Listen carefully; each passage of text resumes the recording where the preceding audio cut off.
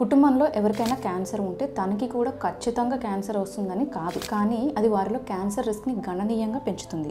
అన్ని క్యాన్సర్లలో వారసత్వంగా వచ్చే క్యాన్సర్లు అంటే తల్లిదండ్రుల నుంచి పిల్లలకి సంక్రమించే జెనెటిక్ మ్యూటేషన్స్ వల్ల వచ్చే క్యాన్సర్లు కేవలం 5 నుంచి 10% వరకే ఉంటాయి. దాదాపు 90 నుంచి 95% వరకు వచ్చే క్యాన్సర్స్ స్పొరాడిక్గా వస్తాయి, అంటే జీవనశైలి, వాతావరణం లేదా వృద్ధాప్యం వల్ల వచ్చేవి. మరి ఈ క్యాన్సర్ వారసత్వంగా వచ్చి ఉండొచ్చు అని సూచించే సంకేతాలు ఏంటి? వారి కుటుంబ సభ్యుల్లో ఎక్కువ మందికి క్యాన్సర్ ఉన్నా, చిన్న వయసులోనే అంటే సాధారణంగా 50 సంవత్సరాల లోపే క్యాన్సర్ ఎవరికైనా డయాగ్నోజ్ అయినా, ఒకే వ్యక్తిలో 1 కంటే ఎక్కువ రకాల క్యాన్సర్లు ఉన్నా లేదా రేర్ టైప్ ఆఫ్ క్యాన్సర్ ఉన్నా, ఇవన్నీ కూడా ఇన్హెరిటెడ్ క్యాన్సర్స్ అని చెప్పుకోవచ్చు. సో ఎవరి ఫ్యామిలీలో అయినా ఇలా వారసత్వంగా వచ్చే క్యాన్సర్లు ఉంటే ఆ వ్యక్తి ఎటువంటి జాగ్రత్తలు తీసుకోవాలి? వారు క్యాన్సర్ బారిన పడే అవకాశాన్ని తెలుసుకోవడానికి జెనెటిక్ టెస్టింగ్ చేయించుకోవటం మంచిది. జీవన శైలిలో మార్పులు చేసుకోవాలి.